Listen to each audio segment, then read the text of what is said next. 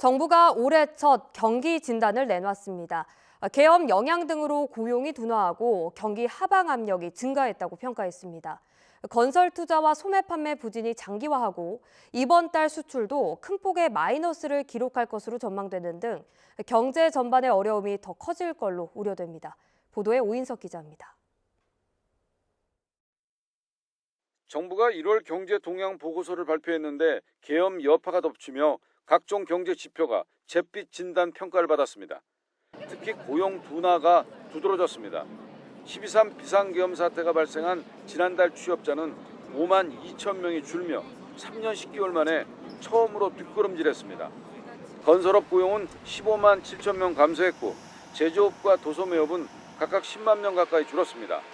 내수 침체가 장기화하면서 대표적인 후행 지표인 고용이 직격탄을 맞은 겁니다. 정부는 최근의 경기 부진과 기조 효과를 감안할 때 올해 1, 2월 취업자 수도 악화할 가능성이 클 것으로 우려하고 있습니다.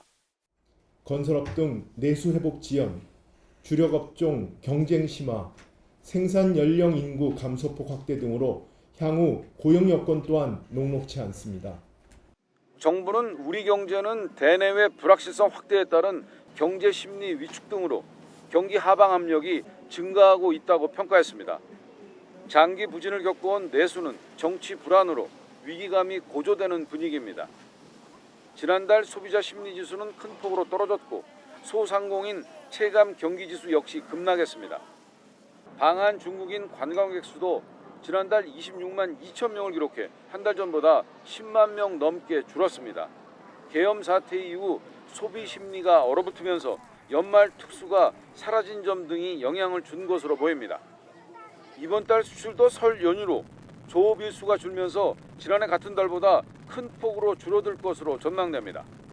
글로벌 경제는 통상 환경 변화 가능성 등 불확실성이 커지고 있다고 정부는 진단했습니다.